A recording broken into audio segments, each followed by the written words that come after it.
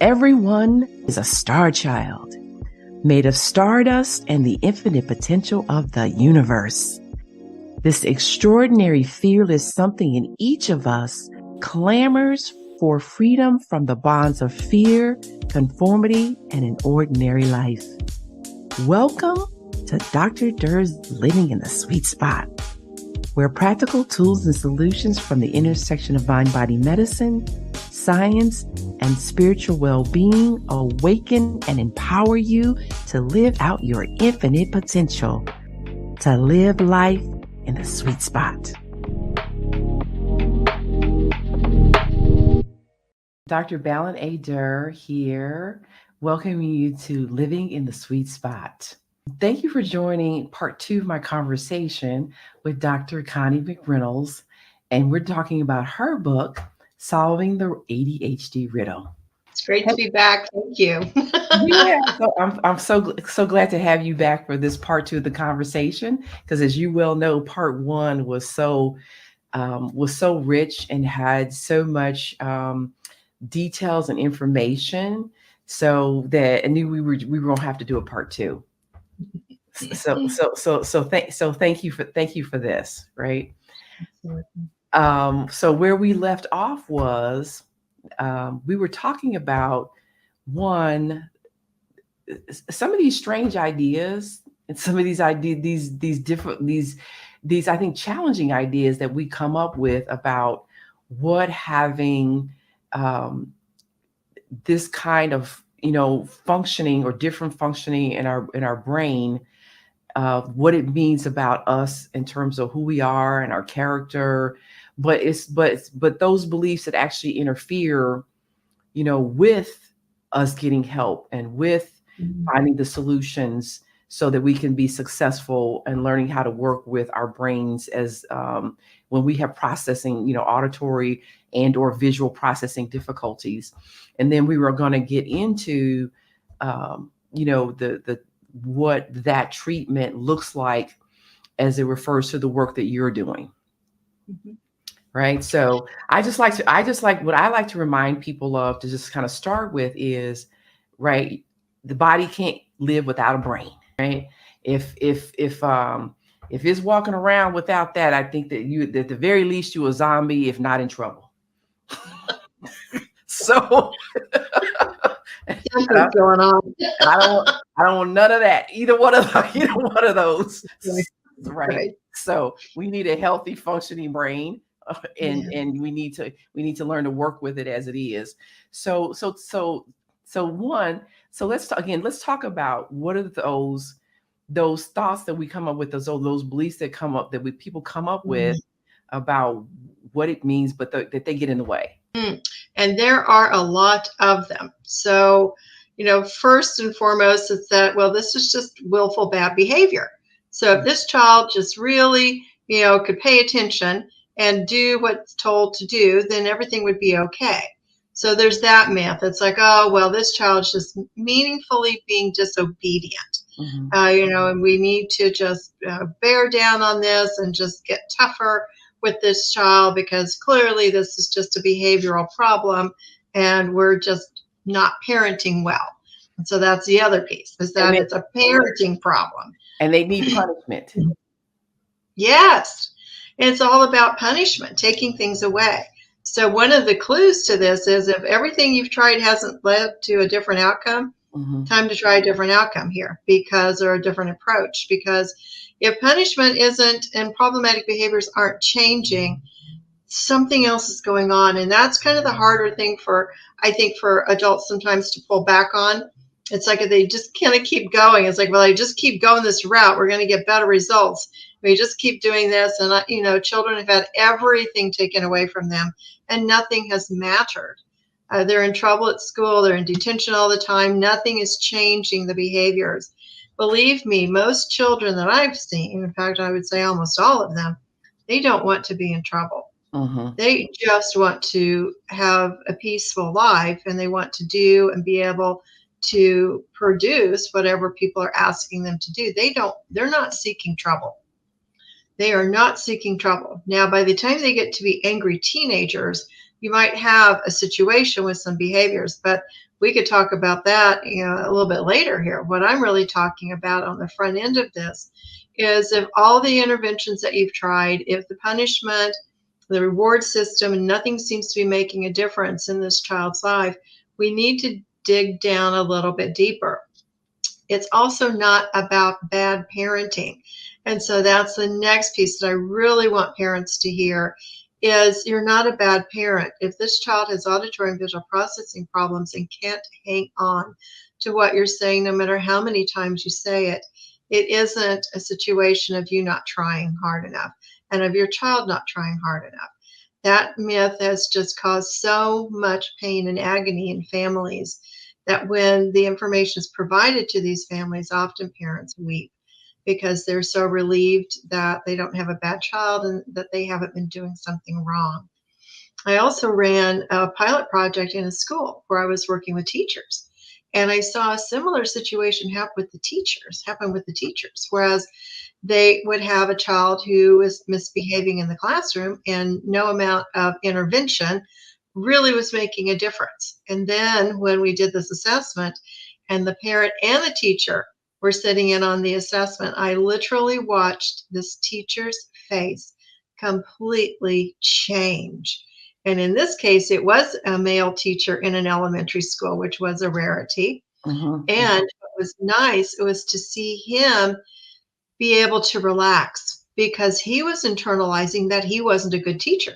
He wasn't saying it, but he was feeling like he was failing in the classroom because this child either couldn't learn or couldn't pay attention or wouldn't sit still. So he was telling himself that there was something wrong with him. So you can see the theme. Everyone thinks there's something wrong with them in this mix. The child thinks there's something wrong with him or her. The parents think they're doing something wrong.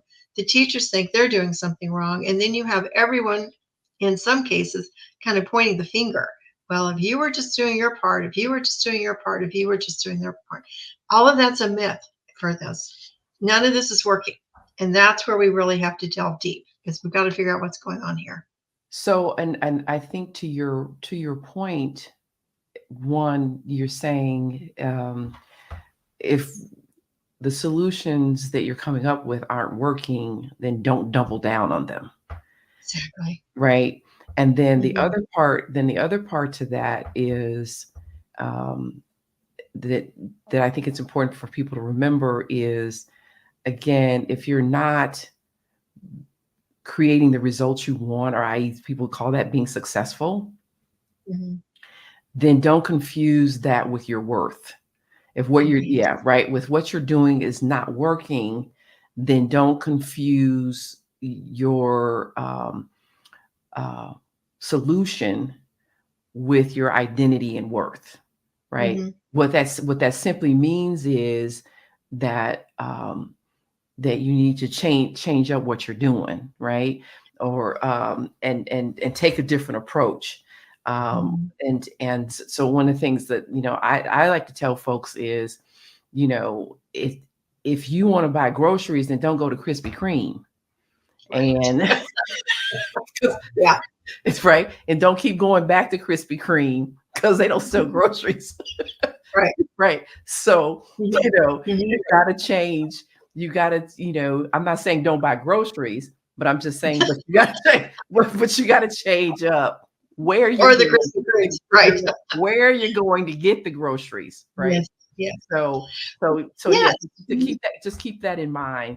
If what you're doing with the child is not yielding the results you want, it's just not the proper solution for whatever they're experiencing. And you got to get it figured out what's actually what actually the difficulty is that they're having, and change up the solution, the approach. Yes. Is that old saying, doing the same thing over and over and expecting different results is the definition of insanity. And when we're going down this road, we feel like we're losing our minds when we've got children who really can't do what we're asking them to do. And parents will say, he's so smart. I know she can do this. And it's like, yes, that is true. It isn't a matter of intelligence. And so we loop back to that regularly, is that this isn't typically anything about intelligence. But if I'm saying something to you and I've said it 3 times and you're still not picking up on what I'm saying, there's something going on. Something's happening here. Right. And children typically don't want to get in trouble. So that's the other piece of it, is they typically don't want punishment. They typically don't want to be sanctioned or pointed out in a classroom or in some way identified as different from other people. So they want to have the ability to do what's being asked of them, because they typically want to please the people that are in their lives. Not everyone, certainly, but most of the time, these children just want to be able to get along in their life too, because they're very uncomfortable and they're very unhappy in a lot of these cases. But keep it simple. They want praise, right? Yes. They want praise. They want to know the kids want praise, just like adults do. They want to know that what they're doing is valued by others, right? That they're being successful. What they're doing, that they're meaningful, and what they're doing is matters and is meaningful. So if we keep that in mind, that that's a constant, for the human beings I know. I don't know all 8 billion of them on the planet, but the ones I do know they all agree that that's true. Then yeah, the kids they do want praise, and so they do want to be successful. So what are some of the other myths that we're looking at? You said there were many. Well, there's about as many myths as we have people that have had to fill in the gaps for not really knowing why something isn't working well. And again, we've dealt with the intelligence. People were so default to, I must just not be smart enough, or I have to work twice as hard as the next person going down the line. The other is that punishment, if we just double down on it and keep doubling down on it, it's going to work. Well, not in these cases. It's not going to work. And that the willful bad behavior, I think these are the big ones for this. And then for adults, it's such an interesting narrative that they will tell themselves, or parents will say, oh, well, my child can play video games for 10 hours, but, can't do homework for 5 minutes. They clearly have the ability to concentrate. It's like, well, there's actually another layer in here for what's happening with the video game in the brain versus what's happening in the brain when I'm dealing with my math, which I don't want to do. Right. So there's the whole thing with all the neurotransmitters, the dopamine, which is our feel-good thing. So many of these video games, of course, are designed to kind of drive keeping us attached to them, because it feels good when we win our programs. So, and again, and I'm mentioned this to you when we were off camera. I just had a conversation with a family member who was talking about one of their kids, again, not being motivated. And we're talking about someone who's graduated from high school, not being motivated to terms of, college and finding work and that kind of thing, which I often hear. There's a lack of motivation about being employed and those kind of things. And but wants to play video games, et cetera. And what I said to her was, again, I said, one, the video games, they're changing like this. So it's easy to pay attention to something that changes like that, right? Because it doesn't need to be very long. But number two, you're also interested in it. And again, like you've already mentioned, because it's releasing the dopamine, then dopamine works on pleasure and motivation. I said, again, just like for you, as an adult, you do those things that feel good, which is and I'm not saying she was doing these things, but these are the kinds of things adults do. They eat, drink, smoke, and have sex, right? I said, why? Because it releases a dopamine and it feels good. And, and then of course I threw in a little bit, of course, but if the sex don't feel good, that means, as Ludacris says, you ain't doing it right. So, so you got to work on that part. But anyway, it's the release of dopamine that then motivates us to engage in the activity more, but then also that it's pleasurable, it's enjoyable. So of course we want to engage in those activities that feel good and of course motivate us to continue to participate in that. So of course, that's why, as you've already talked about, why kids can play video games for hours and hours and hours, because it feels good. It's enjoyable. It's fun, right? It's much funner than doing that dry, boring, detailed,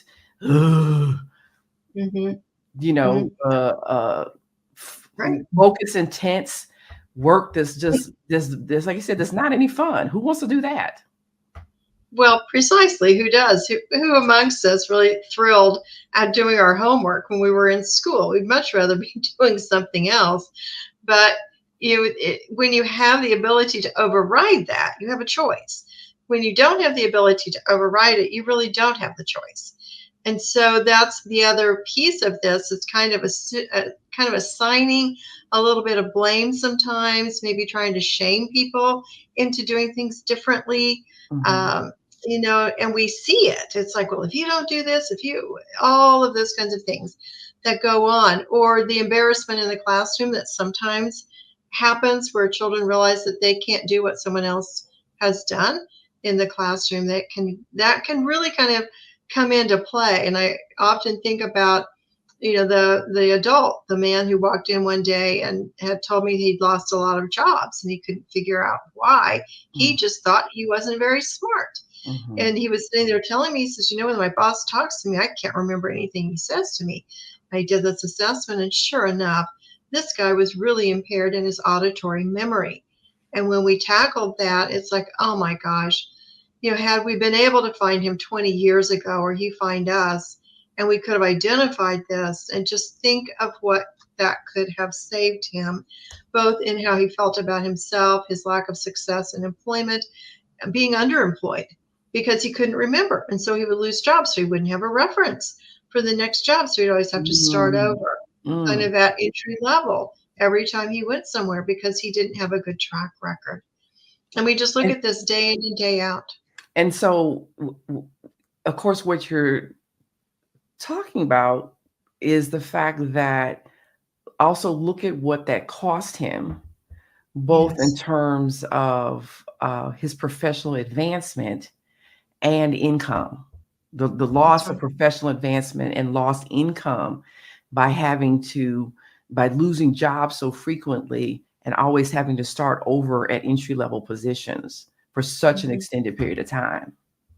That's right. And just think of the number of people that are dealing with this. I do every day. I think of the millions of people who are out there who just think they can't do something right, and they write these terrible stories about themselves. All my siblings are very successful. I'm just the dumb one in the family, or I just can't get this done, or I'm so disorganized, or I can't find my shoes, but they're at the end of my feet, kind of things. And so all of those are indicators of auditory and visual processing challenges. And if we could just catch this, and kind of my whole mission is, if we could catch this when people are young, and we can get this under control and really get the brain tuned up, we know as educators out there, and anyone in elementary or K-12 know, that children up until the age of third grade, the end of third grade, are learning how to read. And if I can't attend long enough to be able to formulate the understanding of words and language and read and comprehend, that's another thing we measure is comprehension, then from fourth grade on, children have to use reading to be able to learn. And so here's our breakpoint. Including math. Yes, exactly. So it's so interesting. Parents will sometimes come in and say, kindergarten, K-3, all this went well, and we got into middle school and everything fell apart. It's like, well, then we find out that there's auditory and visual processing problems, which is exactly where it's going to start showing up. If this child hasn't been able to successfully learn good, strong reading skills and comprehension skills, now it's really going to start showing up. And now this is where the trajectory starts with children who start getting into more and more trouble in junior high. We see more and more trajectory for this for boys and girls. And then by the time they get into high school, they may be so far behind that we end up having a lot of dropouts when it comes to children not being able to be successful in high school. And if you start going back, you'll start seeing where that was breaking down. And it wouldn't surprise me at all if in most of these cases, we would get clear back to third grade and check the reading scores and see where these children were. We might have some pretty good insights into what has happened here. And also in terms of what you're talking about too, I think it's also important to distinguish that from, say someone, speaking personally, someone like myself, who, as I say, I've got so many plates spinning in terms of things that I'm doing that, I'm kind of going, where did I put my keys, or where's the phone or whatever? And I'm just kind of going, and at some point I look at somebody and kind of, it's like, is my head attached? Because if it wasn't, I'd leave it somewhere, right? It's just, that's really different than what you're talking about. So so there's that. And then I know one of the other things too, of course, people bring up is a character issue, right? Besides is characters. What does this say about me and my character? Can you talk about that? Well, yes. And I think the gentleman who lost all the jobs, I mean, if we look at that, how he formed himself about his character, and how employers formed their ideas of who he was as an employee, that's a clear case of really kind of mischaracterization of what was happening with him. He couldn't remember what his boss was telling him to do. It literally went in and out the other. He couldn't hang on to it. So we assume that, and I don't know how many times I've had families come in, and I'll share this. So we're testing the child, and then one of the parents will say, I think my spouse is pretty descriptive of my spouse here. And prior to that, it was like just the husband. I had a situation where the husband did come in after we'd worked with the child, and the telltale mark that he was getting better is that he could remember what the grocery list was that wasn't written down, and he could actually bring home the items from home that his wife called him to bring home on the way home from work. Up to that point, she thought he was just, goofing off or whatever, and just was willful, not bringing whatever it was home that she needed that evening. And then when we did the assessments and realized, it's like, no, there's a whole lot going on here. This auditory sequencing memory is shot. It's not here. We tackled that. And then he actually called me and he said, I just want you to know that without a list, I got everything she needed today. Wow. Well, and I'm sure with some people, even with a list, that they won't get everything. So exactly. But yes, exactly. That's also a great point too, to remind people that because you are talking about brain structure and function, that these kind of auditory and visual processing difficulties can be inherited, can be passed along, from one generation to the other. And so that is a question that I will ask is, does your child act like anybody else in the family on either side, right? And then and sometimes you get the they're just like one parent or the other. They're just like cousins so and so, or uncle or grandma or grandpa so and so. We do hear it. Yeah. And then there's always the question of, is this nature or nurture? And I say yes. Because yes, it's both. It's all a factor. It's all a factor. How we grow up, our genetic is a factor, but our environment is a factor. And so you can't really kind of pull all that apart with this. And what I'll tell people is, how we got here, we may not be able to figure it out. The thing we can figure out is how we're going to go forward. And that's what really matters. Is from today forward, this is what we can do. Yeah, absolutely. So since we've talked about, some of, and I think the big obstacles, and I think again, someone in terms of character, folks tend to think sometimes then therefore I'm unreliable. Then there's also issues of, of weakness. We've also talked about, intelligence and those kind of things. So before we go on and talk about one, what are the options in terms of the work that you're doing, and then also how do you go about getting help, right? Let's pause and take a break, and then we'll come right back.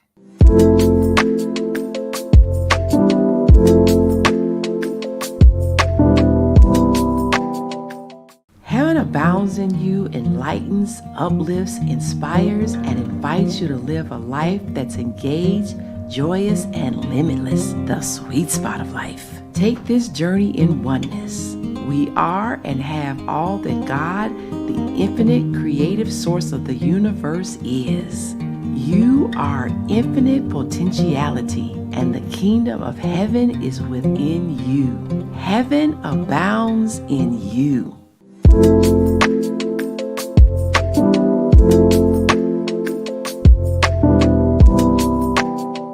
Hey there, Dr. Durr is here with Dr. Connie McReynolds, the author of Solving the ADHD Riddle. So when we left at the break, we were talking about some of those myths that people believe that actually about what ADHD is and why it's happening, and then how those then interfere with treatment. And so and then next week we're going to talk about the unique treatment options that you offer based upon the work that you're doing and your book, Solving the ADHD Riddle. Yes, thank you. So really, this really goes back about 15 years to when I started this institute out here in Southern California at a university, and started kind of learning about this. And I started with a pilot project, which was, we heard about it. A colleague had said, hey, he's using this in another county with children who are struggling to learn how to read, and that they were getting good results with it. And he said, I really think you guys ought to check into this and see it. So we did. I had great support at the time from the university. It was a creative place, and there was a lot of things that I had the ability to kind of pull together and pitch and do, and it was really exciting to be able to explore this. So I just said, okay, we've got to figure out what this is. I'm not going to pitch this to the community until I know it works. So we've got to set up some pilot projects. And we did. So we set up with the intent of studying this for a year. And so I had two groups, one children with ADHD and another group veterans with PTSD, because I really wanted to help both of those groups. And so we just put the call out to the community and just said, we have this new program we're using. We think it's going to work. We can't guarantee anything, of course, but we'd like to just open this up. If you have a child that's struggling to learn or struggling to pay attention, or if you know a veteran who's struggling with PTSD and would like to refer them into us, we will do this and we will work with them. And so we started doing that. And I thought, okay, we're going to do this for a year. Well, it was about 3 months down the road, and the phone started ringing. And this woman called, and she said, it wasn't me. So sorry. It's okay. No, it wasn't me calling. Dr. McReynolds, I got these patients that don't want to take medication. What you got? No, it was okay. Yes. Well, this was a woman in the neighborhood of one where this child lived that had been coming to see us, and she said, I don't know what you've done to my neighbor's son, but my son needs help too. Can I come in? And I said, sure, absolutely. She says, well, my neighbor's boy is behaving so much better. I can't even believe he's the same child. This is incredible. What are you doing?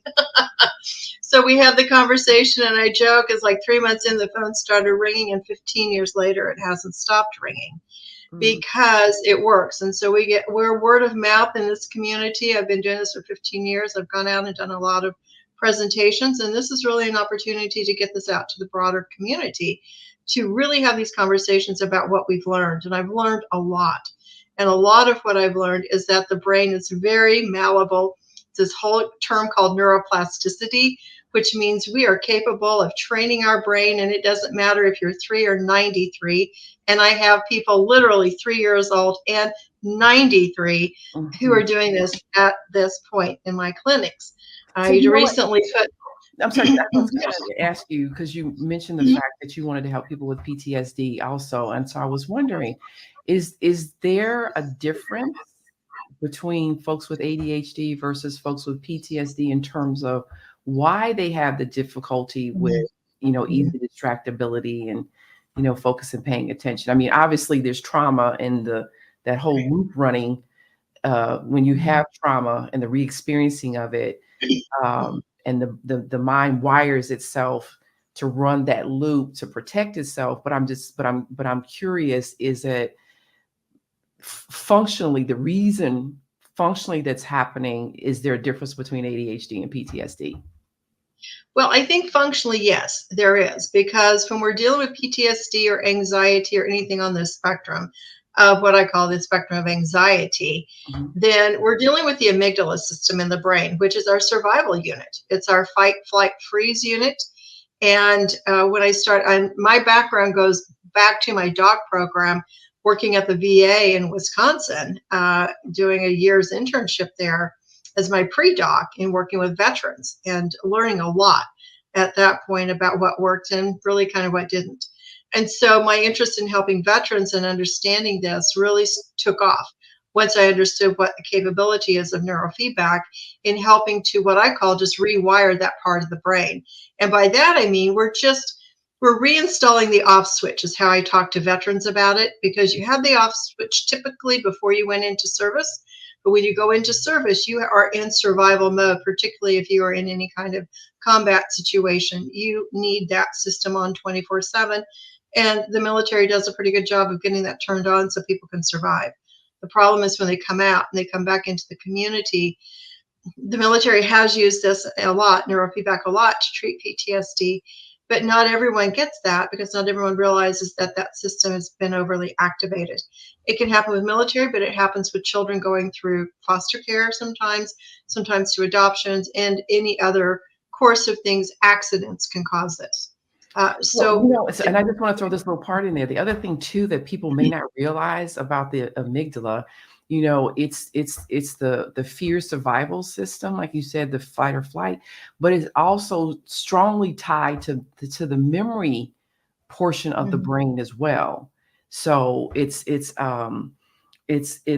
so that's another way why, in terms of when you're talking about the on switch being on, that the memories of whatever you experience that keep that system, activated instead of turning it off. Well, yes, and sensations, whatever was happening during the traumatic event, if there's a smell, there's a sound, there's some visual thing, those are those things that can cause what we know to be flashbacks, which means the person is just kicked back into that memory and they're reliving it as if it were happening right now. They don't have control over that. And so that's another myth that we really want to bust out of here, is that people have any kind of control over that, because they don't. This is just the survival mechanism of the brain. And with the neurofeedback, what's great about this when we treat this with neurofeedback is they don't have to engage in the talk therapy. And I'm talk therapist, is what I've done for 30 some years, is this. And then I realized that for some people that didn't work very well, and in some cases it made it worse. And so for those people who have the trauma response and don't do well with talk therapy, this is a very viable alternative, which you don't have to go into that. You're just coming in and we're just doing brain training with you to get that system rewired. So I talk about putting the floor back in the system, because it's been up to the ceiling for so long. We have to reinstall the floor. We've got to get that system to come back down, to calm down, so that the brain learns it's okay to be calm. You don't have to be on 24/7. So if it's okay, I'm gonna borrow those two from you. We gotta learn to teach the brain to turn the off switch back on, put it back on the off switch, reinstall the off switch, and we got to reinstall the floor. Yes, that's great. We've got to get this down and turned off, because if you're stepping off a curb and something's coming at you around the corner, you need to get out of there. So you don't want the system shut off completely. You never want that. This is our survival mechanism. You just don't need that thing pinging at 3 o'clock in the morning because a dog down the street's barking, and you're on high alert thinking there's someone in the neighborhood getting ready to do something harmful. Right. So, or waking up during the middle of the night, swinging on your partner. That's right. Because you're in the midst of having a nightmare.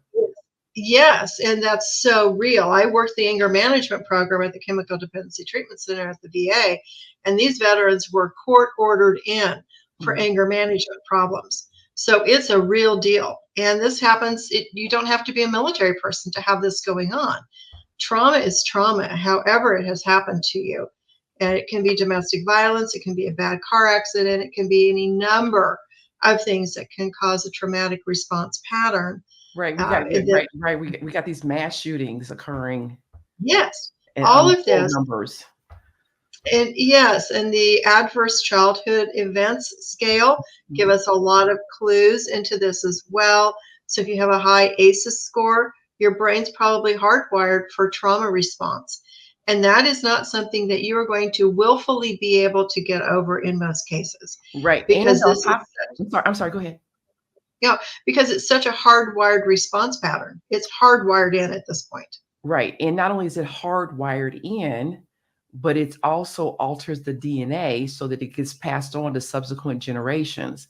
So even though they quote unquote didn't experience the trauma, the alterations to the DNA that occurred because of the trauma is now passed along. And so in some respects, then you're getting the trauma response and the person who didn't experience trauma. Well, yes, that can absolutely happen. We're learning more and more about all of this, genetic predisposition. And we also know, though, with neuroplasticity, we don't have to be kind of held at bay because of that. We have neuroplasticity. We can literally change our brain. We can literally rewire it. And it just comes through the repetition process. So being able to repeat something enough until it is hardwired in.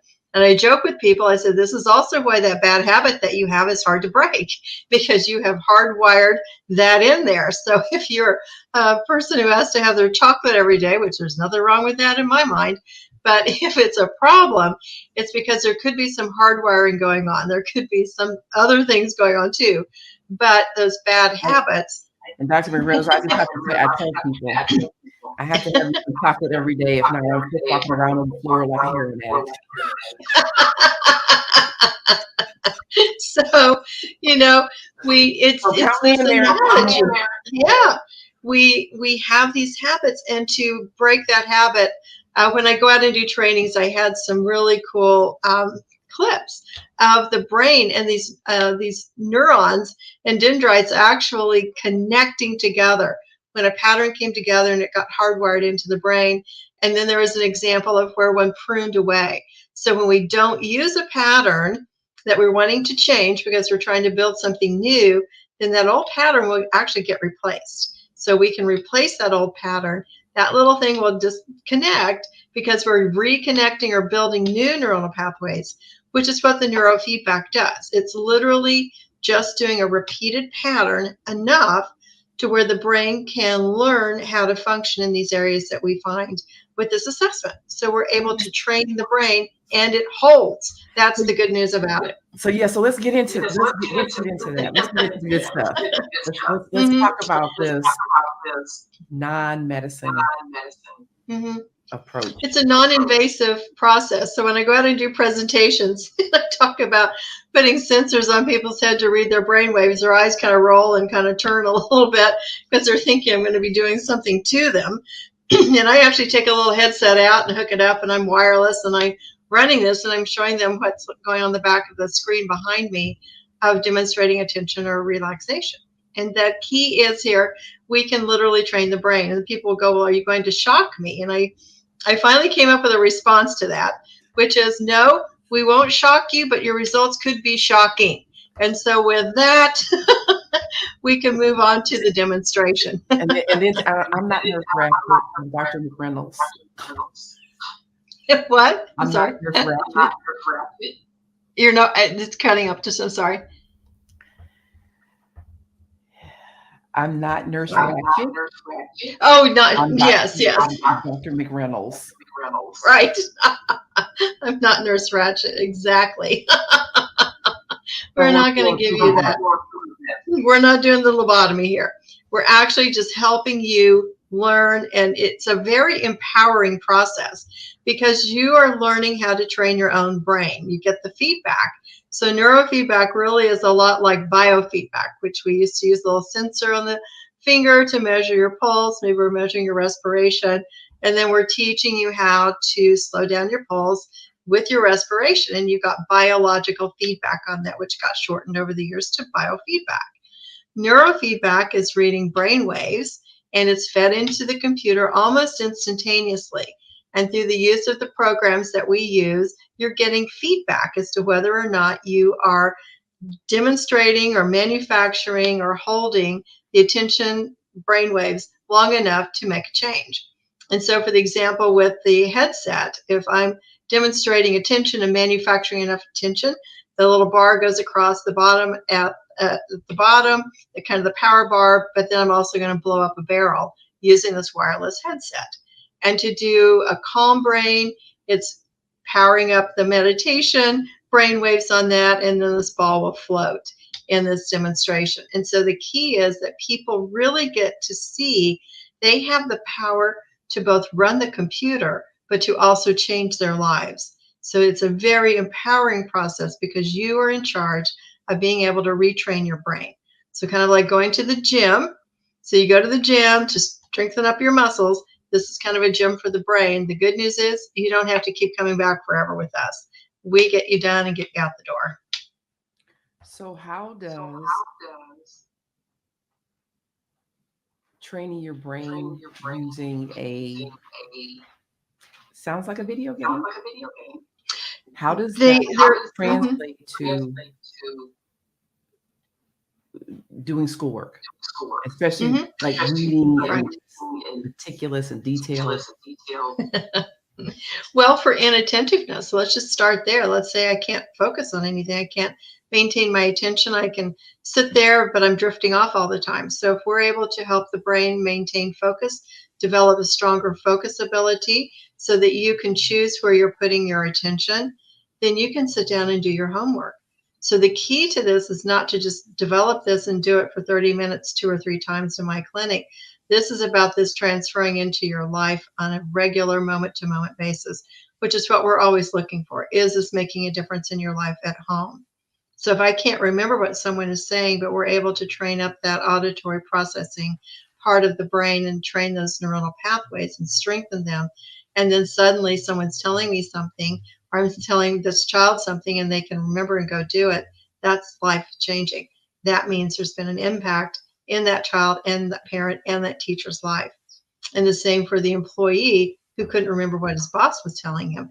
If he now can remember, that's changed his life. So you're saying the training then is not task specific, meaning it's process specific. So when we run this assessment in those 37 areas of auditory and visual processing, those areas that are weak. So let's say in this particular case, the processing speed is slow. And so that means this person cannot keep up with what's being said to them, or even if it's slow processing speed for visual, they can't keep up the pace with what's happening up on the board to get it down on their paper. But if we specifically train to that, so you can imagine a menu of programs that look like low impact video games. We create a training plan based on those findings. And through the repetition of that, usually about 20 times, we come back and reassess. We're going to measure progress on that, and we can measure the changes in what's happening in this person's ability to retain information. There could be memory problems that are impacted. It could be processing speed. It could be stamina. Some people don't have the stamina to get to the end of a task. They wear out. They're worn out. And so we actually build the stamina for them so they can get to the end of the task. They can get there. And so this is really individual, very specific to each person based on what their assessment results are at the front end. And then after every 10 hours of training, we come back and rerun those assessments and we do the comparison. Most generally, people have made progress. There may be a few areas still remaining, so we'll build a secondary training plan for them. In some cases, people are slower to respond, and so it takes a little bit longer to get through. Some people get done faster. So it's a very individualized, unique training plan that each person gets based on what I call kind of their unique thumbprint of this assessment across these auditory and visual processing problems. All right, then. Well, let's take a quick break, and when we come back, we're going to get into how do we access those services.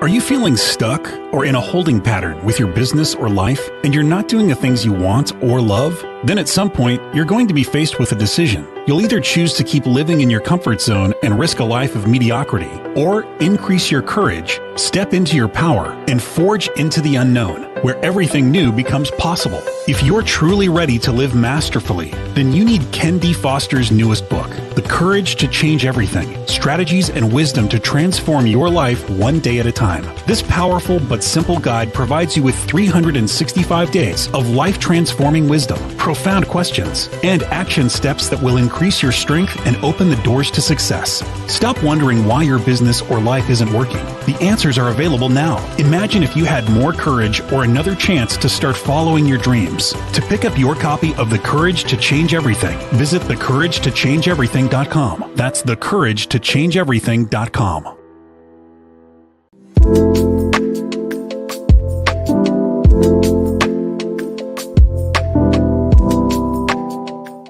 Hi, I am Dr. Durr, and I'm here today with our expert, Dr. Connie McReynolds, who is developed a process called neurofeedback that helps with a non-invasive treatment of ADHD. She's also the author of Solving the ADHD Riddle. So when we left, we were discussing how neurofeedback works to treat ADHD, and you also work with people that have PTSD. We use it for that, and probably some other brain illnesses or malfunctions or different ways of with the brain that the brain operates or works. So that so folks can, so they can be successful, right? So the question becomes, accessing services for brain health and for mental health is really difficult. Let's call it. It takes a long time to get in to see somebody, especially if you're a child and adolescent. It usually does. So, what is the best way for people to go about accessing neurofeedback treatment? Mm-hmm. Well, I think there are a couple of ways. The first, of course, I'm going to talk about what we do. So we really help get rid of the symptoms associated with a lot of conditions. And I don't know that I would say that we're getting rid of all those conditions, but what I say is we're getting rid of the symptoms that are associated with those conditions. So we're able to we're managing it, right? Yes, we're literally retraining the brain. So if we can retrain the brain and I can remember better than what I could before, then I'm going to be doing better. Maybe my memory works better. So on my website, www.ConnieMcReynolds, ConnieMcReynolds.com. The book is up on that website. You can click there. It's on Amazon and Barnes & Noble and other booksellers. That will help you learn a lot more about this. I go into quite a bit of detail on this. And then the good news is that because this is a non-invasive treatment protocol, if you want to call it that, it's really just helping the brain get stronger, like any kind of exercise program. We can pretty much do that with people wherever they are. There's a little bit of a process on the front end of just verifying technology, of course, because it's all technological driven. So we're going to do a few checks with you on that to make sure this might be an option. People can lease this equipment, and then we do the sessions the same as if you were coming to my clinics, which means you are working with someone who's going to be there with you. I think over our pandemic, we kind of learned we can do like we're doing here. We can do a lot now with Zoom that I think 3 or 4 years ago, we probably didn't believe that we could do so much, and we probably couldn't. And then the other thing is, although I'm not a huge fan of the big video gaming industry, they have done us a big favor in creating some pretty powerful computers nowadays. So because of that, these systems can now handle a lot of this, where 10 years ago it wasn't going to be possible to do this at all. So things have really changed in the past 10 years, but even the past 3 to 4 years, things have really changed to make this a far more doable process. So I will say that there are a lot of neurofeedback programs out there. There are different kinds of things, different types of approaches. The approach we take is really evidence-based. The system that we use is different from some of the other systems out there because, not to get too technical on this, but we're measuring EEG brainwaves, and our system will get rid of what we call the facial artifact, the eye blinks, the facial movements, which can mimic EEG data. So in some systems, they're not zeroing out that facial artifact, so they're getting false EEG readings. And so our system... And for those folks who may not know, the EEG is just basically measuring your brain waves. It's the same thing that the neurologist does. That's exactly right. And we're just using a system similar to if you go to the doctor and get an EKG, where they put a little sensor, and so they'll stick it on you. And so that's what we're doing, only we're doing it on the scalp. And no, we don't have to shave your head to do it. We just work through your scalp and through your hair. We use a little tacky wax to hold it on. And because of that, and the way that the system works, we're able to measure your brain waves. And when we do that, it feeds into the computer. You have a training plan that looks like low impact video games. And the more you're able to manufacture, develop, or create the brain waves that represent whatever it is that you're working on, and the brain will learn how to do this, then you're able to do that. And through the repetition of this, your brain will learn how to function better. So you're really empowering yourself. This is you teaching your brain how to run in a more optimized manner. And that's why it's called non-invasive, because we are not doing anything. We're not administering anything to you. Those signals do not go back to your brain in this. There are systems out there that will do some of that have some stimulation, but that in the truest sense of neurofeedback is not neurofeedback. It is something different from neurofeedback. True neurofeedback is just measuring your brainwaves. Okay, and then on average, the number of sessions a person has to do for this. Typically, if you're kind of in the regular ballpark and we're not dealing with having to go a long way, meaning you don't have any auditory or any visual processing, which some people are in that camp, we're going to be building a lot of pathways with that. If it's already pretty much there, we're just giving you a good tune-up.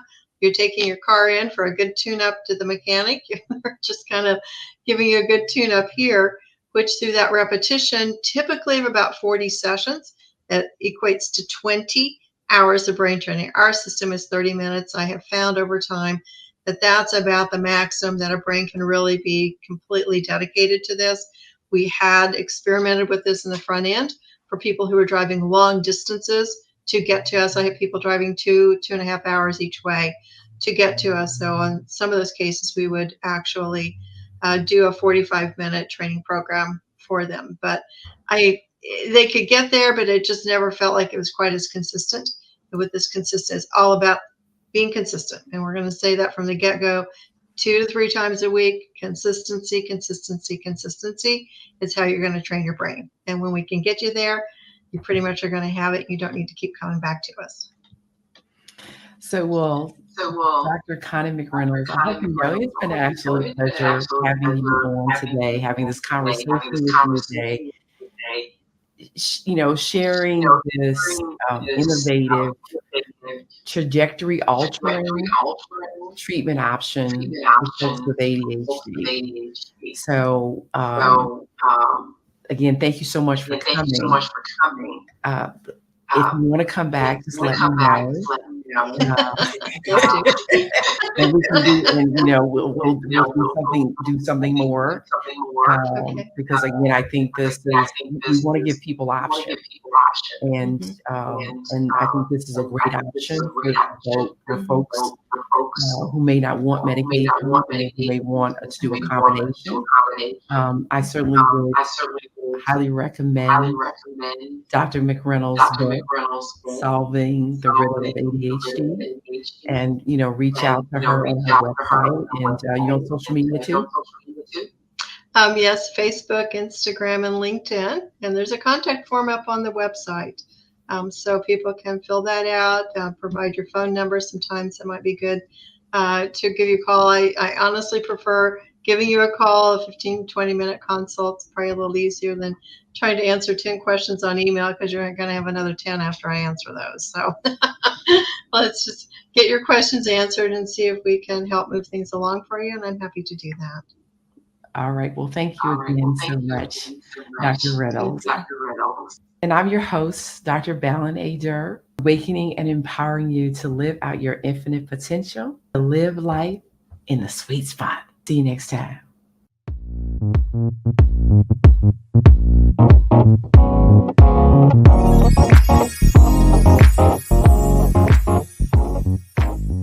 Thank you for joining us today in the sweet spot. Share, follow, and like us on social media. To learn more, please visit balinadurrmd.com, spelled BALINADURRMD.com. Join us next week, and remember, when you heal your mind, all things are possible.